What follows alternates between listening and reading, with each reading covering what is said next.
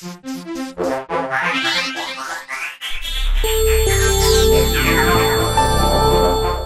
everyone out there. Once again, this is Frank. And this is Leonard. This is the Whisky Society podcast, Whisky Club, whatever you want to call it. Once again, this is part 2 of our compare and contrast series with Glenmorangie Ardbeg. This time, we're going to be doing the Ardbeg 10 contrasted with Van Up. Real quick, before we get started with all this, one thing we didn't ask was, how have you been for the last year? So this is the 3rd time now we've actually done an interview.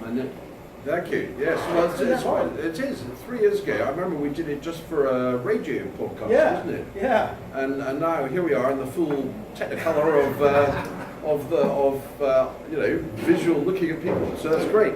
And I'm delighted to be back here with my friends Frank and Leonard, and it's great. And the enthusiasm that I see every time I come back for single malt whiskey in the Philippines is great. It just seems to be a great crescendo.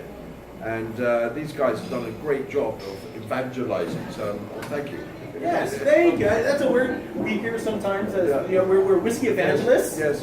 So we are grateful for all the ambassadors that come by. Yeah. We know that we've heard, because we talk with a lot of ambassadors, and we hear about it, like the Philippines is too big to ignore, but such a big question mark regarding being a destination. You're our first global guy we've ever talked to. Oh, right. So, I'm very honored. And so it's great, Well, I'm with you, and it's coming back, every year.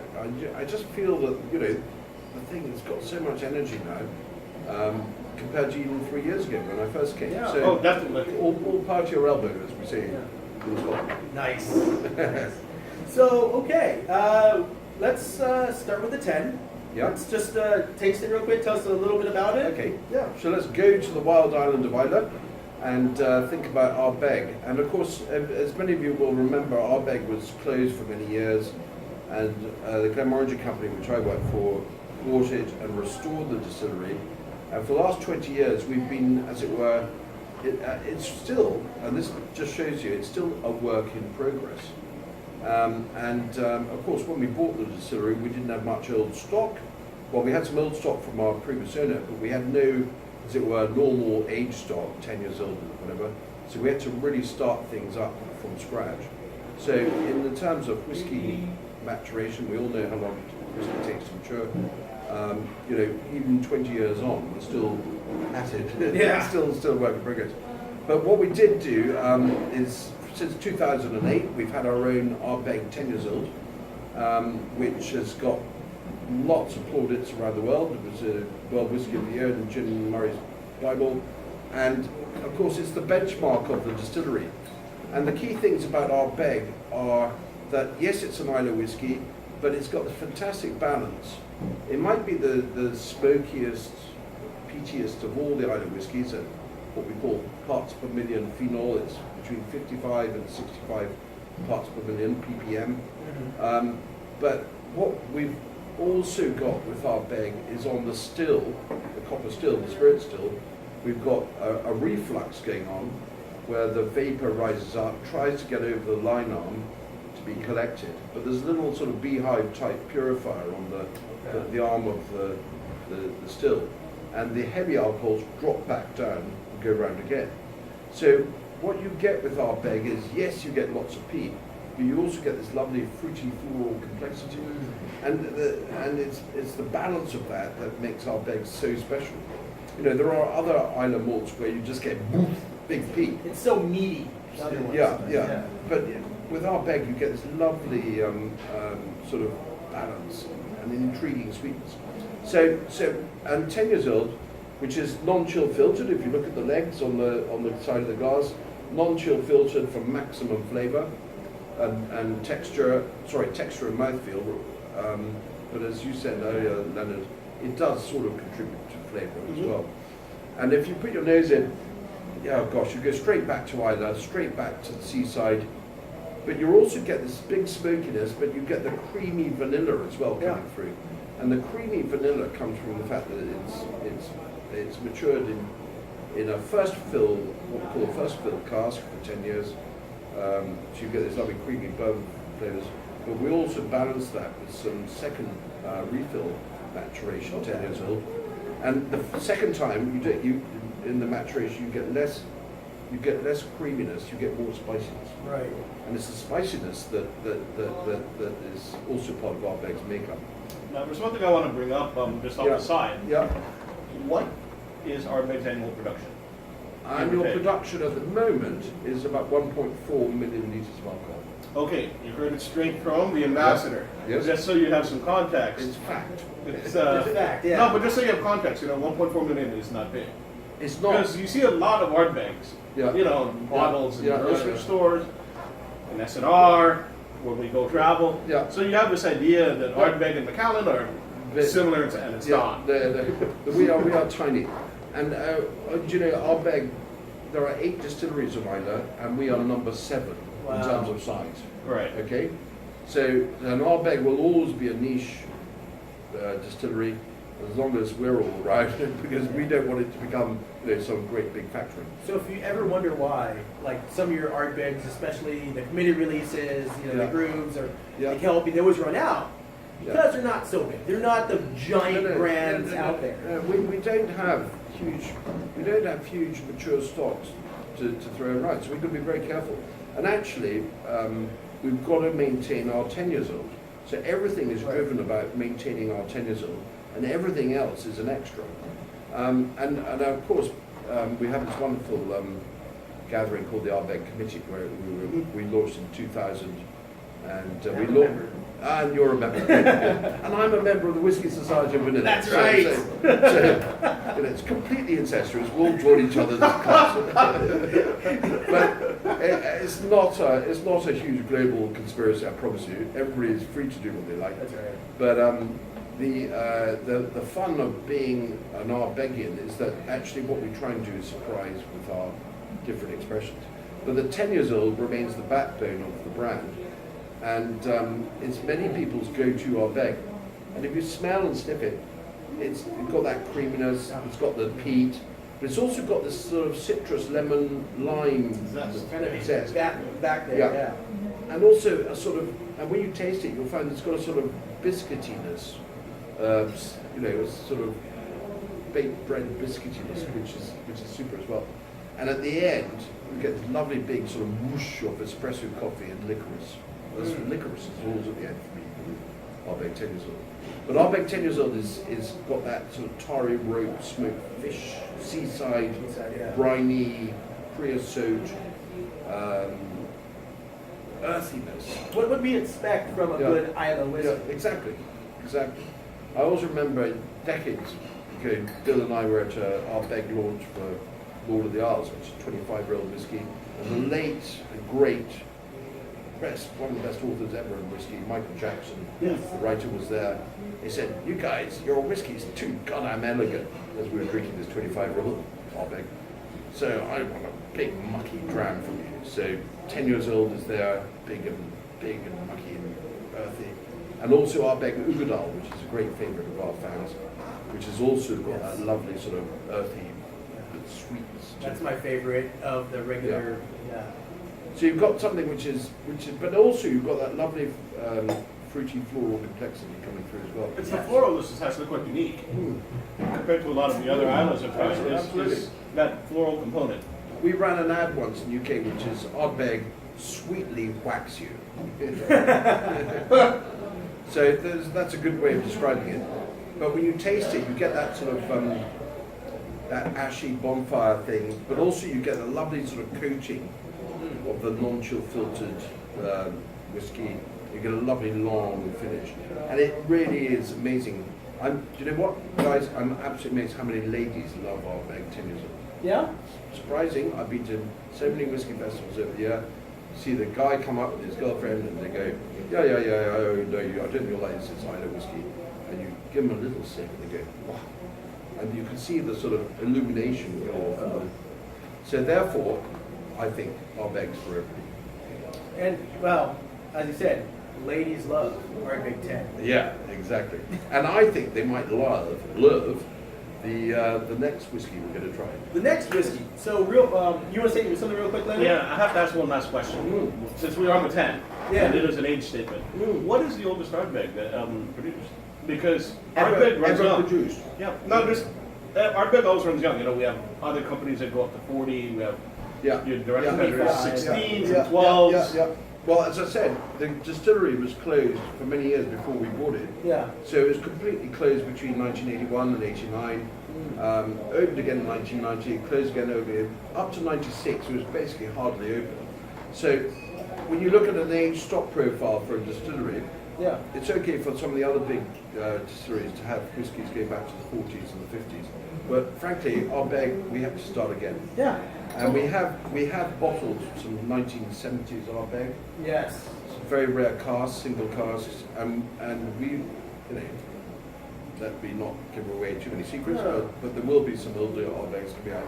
But frankly, when we started, we had to break the logjam that age means quality. So that's why we started with Ugadal being non-aged, Corey Brecken non-aged. And frankly, we don't care because actually what we're doing is delivering a fantastic. I think what you guys are doing with the non-age statements, you know, all these guys complain, they forget about there wasn't age statements before. Yeah, exactly. Other big brands said to make a age statement to make theirs seem superior. You guys have brought it back, kind of out of necessity, but out of a great necessity, because you guys have shown age statements don't matter. If you look back to the old labels of single malt, going back to the 1920s, whatever, they never had age statements. No. And the 12 came about for the United States. 12 became a sort of moniker of, you know, if it's 12, it's good, right? Well, actually, we proved that it's not. No. It doesn't have to be 12. Exactly. 12 is very nice, don't get me wrong, but Ardbeg 10 years old. Before we bought the distillery, there was a rare bottle, some rare 10 years old available for Ardbeg. So our nearest neighbour, one of our nearest neighbours, Lefroy, is 10, so we followed that. Okay, fair enough. And 10 is fine. 10 is fine. And you can have 25, and we've bottled old whiskies in the past, and but frankly, it's the quality of what goes into the bottle. Exactly. No, even before you did out, we've broken out tried Supernova and others. Yes, Supernova, and that Supernova was a wonderful, very heavily peated Ardbeg, over 100 parts per million. But again, it wasn't aged, but it was, I can tell you, the whiskies were between 8 and 10 years old, but you know, they weren't absolutely guaranteed minimum age. Right. So we took the age off. And we also ran what was called the very young, still young, almost there. We've arrived to demonstrate the arrival of Ardbeg in the world. So we made a virtue of youth at the same time. There we go. So the next one we're going to taste is the Ardbeg Ano. Yeah. Spelled A-N space O-A and O. Now a little story about these. So this is a sample bottle. Right? So technically this is not out in the Philippines yet. We were given it, me and Leonard, as a Christmas present. Well done. As a, you know, hey, thank you for supporting, right? Thank you for being evangelists. Evangelists, right? Yeah. And we needed, and with Hamish in town, we're like, oh, we need to do something we haven't done yet. Yeah, good. Right? And we're like, oh, well, we have these sample bottles. Let's just break them open. We haven't opened them yet. Yeah. So that's why we got these. And what we have to emphasize is that this is not the final packaging. No. it is. These are little presents for Frank and Leonard for It's very noble of Frank to open his bottle. Yes. Actually, that was yours. I made sure of it. And ladies and gentlemen, for those of you who perhaps can't see it, it said strictly not for resale. Nope. Exactly. Can't resell it. Nope. So we will put a DNA analysis on this. We'll find out. Now I just read this is 46.6. Absolutely. Obviously, since we don't have a real bottle, can you tell us? No, absolutely. Well, the name for a start. I mean, Ardbeg, we're all about bringing people to Islay, bringing people to the distillery. And we've got Ardbeg Ugadal, which is the lock above the distillery, which provides all the water for the distillery. Right. We've got Ardbeg Corrie Vrecken, which is the whirlpool to the north of Islay. My favorite. Which is fantastic whiskey. Big blast of cayenne pepper and whatever. You love it. Oh, so do I. Yeah. Very strong, 57.1. Ugadal's 54.2. And with this one, we said, right, okay, Ardbeg is we're loved, and we're very grateful for that love for lots of Islay fans. But what about trying to speak to a few more people? Yeah. So with the strategy behind I know is really to make Ardbeg a little bit more accessible to a wider range of people. So what we did, and this is true, my hats go off to our whiskey creation team, led by Dr. Bill and Mickey at the distillery, and they said, well, the best way to do this is to do a little bit of infrastructure at the distillery. So what we did was we created this enormous barrel, right, about 30 feet high, wow, which is a gathering vat. Okay, so what we're doing is actually gathering different types of Ardbeg together and letting it sit and marry for a minimum of 3 months. Okay, and what that does is it just smooths out and brings the whiskies together. And marrying is a great phrase often used in whiskey production. And we call this almost like a gathering. Yeah. So it's a gathering of different styles of Ardbeg into this huge, great wooden barrel. Yeah. So Which is, yeah, it's wooden. It's made of French oak, but it's a neutral. There's no extra maturation going on in this. It's just neutral. But fundamentally, it's a way of knitting together different whiskies. And we spent, invested a considerable amount of our dollars on this. And eventually there'll be 6 gathering vats. Wow. And this shows great confidence in the whiskey we produce. Because Anno, again unaged, but it's fully mature Ardbeg, different styles, ages and styles. It's got 3 different types of whiskey in it, 3 different types of maturation. So into this big, huge, enormous gathering vessel goes some Ardbeg matured in PX casks. Okay. Ooh. Some Ardbeg matured in first fill bourbon. Ooh. And also some Ardbeg in virgin Chardonnay. Oh, Okay.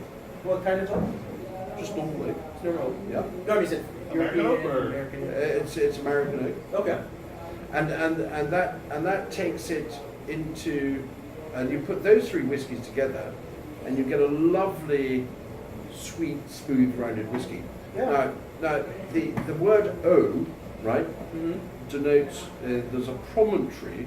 If you've been to Islay, you come down from the airport or from the ferry, you arrive at Port Ellen, but as you go past into Port Ellen, there's this enormous promontory called the O, the Mull of O-A. And it's a huge, great landmass. It sticks out into the Atlantic.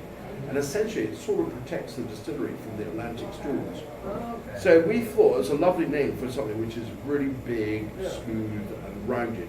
If you look at the cliff face, it's sort of been rounded by the waves. Right. So it's great. It's a great big lump of rock, Oh, nice. and hence the name. So with the O, if you have a little nose, Mm-hmm. again you've got a lovely sort of, it's almost perfumed Yes. start, and then you get the smokiness comes through, and then a little bit of sweetness. But if Yeah. you take a wee taste, and you can see it's appreciably darker It is. than the 10 years old, and that's because of the PX maturation. Yeah. Right? This is almost like Yeah, it's making big. Yeah. Excellent. because of the sweetness. But it's also got the sort of apples and pears in there. Yeah. You get a sort of applewood type. Yeah. That's why I was saying in the States we do a lot of sweet smoky on bacon. Yeah, yeah. We still have that vanilla creaminess you would get from the American oak. Yeah. It's beautiful. And when you take a little sip, you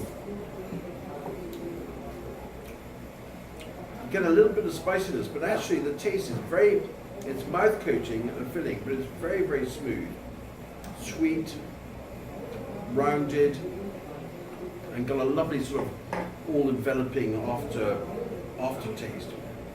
Very smoky, very smooth, sweet and rounded whiskey. Do you know what kind of ppm is on this one? It's the same. It is. Yeah, all ppm start. I mean, the ppm the Ardbeg ppm for most Ardbeg going in is at 55 parts per million. There you go. It's only specials like Supernova That go different. that go different. Now you might thought because you've got a little bit more spiciness that it had a bit more peat, but actually it was the spiciness I think you were. Yeah, the 46.6 ABV. So McCoy reckon is also of the same amount of ppm as around 55. Yes, totally. Wow, okay, that's one thing. But that's what I think. What barrels, different types of barrels are doing different things. And that's why the company we've got this mantra given to us by Bill is the wood-based whiskey. 60% at least of the end product, the flavour and style, comes from the maturation, and that's why we spend so much money on the best wood barrels. Are you willing to let us know what kind of ex-bourbon barrels you have, or? We've got. Sorry to put you on the spot there. Sorry, where they come from? Yeah, like what particular company? Well, we buy from all over. But all over. All over, but Okay. it's mostly Heaven Hill, and also from Kentucky. Yeah. Places like that. So it's and as many people, everybody should know that the American bourbon guys, they have to fill their whiskey into new wood, which creates that surplus, which allows the Scotch whiskey industry to have a wonderful canny second-hand barrel, but which also contributes lots of creamy vanilla flavours to the whiskey. No, this is wonderful. Do you like this? I think it's wonderful. That's a massive counterpoint to a Corey Bourbon. Yeah, it is. It is. Just, while still remaining. Well, we're not. I mean, Corey Bourbon literally is for dyed-in-the-wool, hardcore Ardbegians or Islay fans. And what we're trying to do is just spread the love, if you like, a little bit wider. Yeah. Oh, I mean, it's amazing. If you guys want to listen, I guess the point is, if you guys, if anyone out there who's interested in whiskey or really into whiskey wants to do a study into how wood impacts. Yeah, absolutely. How wood will impact flavor. This is it. My Corey Bourbon, get it in a dough, and compare the two. Yeah. And I think we're being beckoned. I Yes. think because we have like 10 minutes or 5 minutes to the tasting, so we have to be on stage again. I think Somewhere else. so, yes. Tasting round of showbiz you guys organise here. All right, I'm gonna get this on video. One thing, I have a not so secret obsession with something. Right. The next time you come here, Yes. could you bring a small sample bottle of new make distillates? Oh, from the still? Yeah. With pleasure. Yes. please. You heard on video? Yes, no, with pleasure. But it will only be sampled, as it were, in a controlled tasting format. I.e., we'll never bottle new make spirit. Yes. Of course. So don't get the expectation that we're going to go to some sort of, lightning fueled, No. rocket fueled launching of some white clear spirit. But yes, delighted for nosing and tasting. And perhaps we could organise a tasting with the Whisky Society where, a few more can get the Ardbeg spirit straight off the still. That'd be great. And if you actually, it's amazing, and take it from me for the moment, but when you taste it, it's absolutely the fragrance and the fruitiness and the peatiness, it's all there. And then after 10 years, it becomes rounded and smooth by these wonderful barrels. Amazing. All right, so you heard it on video. Next year, about a year from now, give or take a week or two, depending which way. Yes. Yep. We will have a new make tasting with Ardbeg Distillates. Absolutely. Awesome. And you will send me my first class plane ticket. No, don't worry. I will row you. There we go. Will row. Well, guys, thank you very much. Thank you for watching and listening. Thank you for doing this again. Pleasure. Third year in a row. I love it. Well, Frank, Leonard, great Pleasure. to be back. Awesome. Thank you very much. Welcome. Thank you. Thank you very much. And so this is Frank and Leonard with Hamish signing out. Thank you, guys. Cheers. Have a good evening.